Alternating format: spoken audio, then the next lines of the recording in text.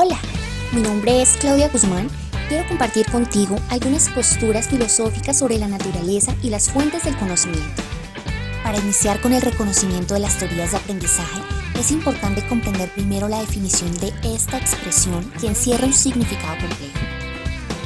Por muchas décadas, diferentes disciplinas como la psicología han definido el aprendizaje en diferentes términos que lo explican desde diversos puntos de vista, pero coinciden en afirmar que el aprendizaje es el cambio relativamente permanente que se da en la conducta del individuo como resultado de la experiencia que éste ha tenido.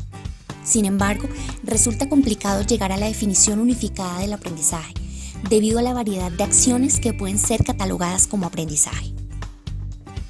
Por ejemplo, la teoría conductista señala que el aprendizaje solo se da cuando el individuo es capaz de evidenciar una conducta que refleje el aprendizaje logrado. En este sentido, podríamos decir que un estudiante comprendió el algoritmo de la suma porque evidentemente logra resolver problemas en el tablero a través de una conducta que es fácilmente observable. La teoría cognitiva postula que el aprendizaje se explica por los procesos mentales que realiza el aprendiz.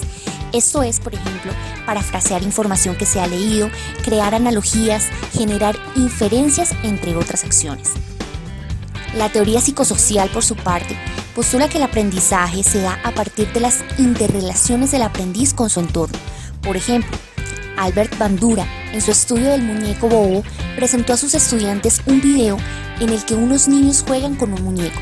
Posterior a la visualización del video, permitió a sus estudiantes jugar por un espacio de tiempo con un muñeco similar al del video.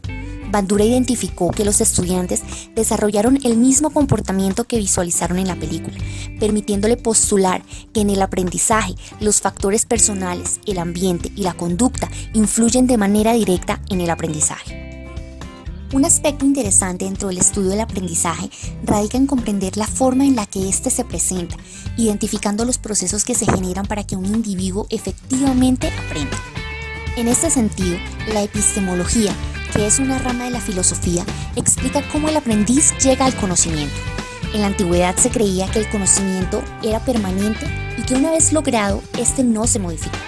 Sin embargo, las corrientes epistemológicas actuales enfatizan en que el conocimiento es relativo y se modifica en la medida en la que el individuo es capaz de desaprender y reaprender. Algunas de las corrientes epistemológicas existentes desarrollan su trabajo intentando explicar cuál es la fuente que origina el conocimiento en el individuo. Otras enfatizan en el contenido del conocimiento logrado. Dentro del primer grupo mencionado, podemos identificar el empirismo, el nativismo y el racionalismo. Bajo la corriente del empirismo, se afirma que el conocimiento se da gracias a la información que el individuo recibe a través de sus sentidos, generando un aprendizaje basado en la experiencia. De acuerdo a esta corriente, la mente humana es una tabula rasa, una hoja en blanco que se va construyendo en la medida en la que el individuo se enfrenta a diferentes situaciones basadas en su propia experiencia sensorial.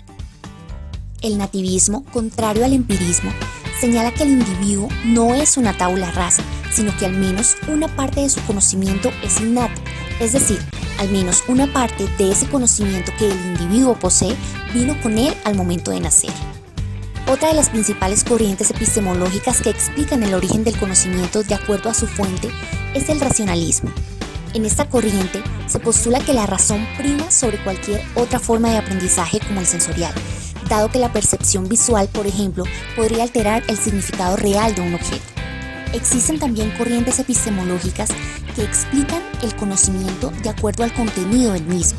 Dentro de estas encontramos el escepticismo, el realismo, el idealismo y el pragmatismo. El escepticismo postula dudar y cuestionar de las ideas que se han dado por verdaderas. En este sentido, por ejemplo, se podría ser escéptico frente a temas religiosos o creencias pseudocientíficas. Pirrón, uno de los principales exponentes de la corriente filosófica del escepticismo, decía: no digas es así, sino me parece que es, refiriéndose a que la verdad es subjetiva y depende del sujeto, no del objeto estudiado.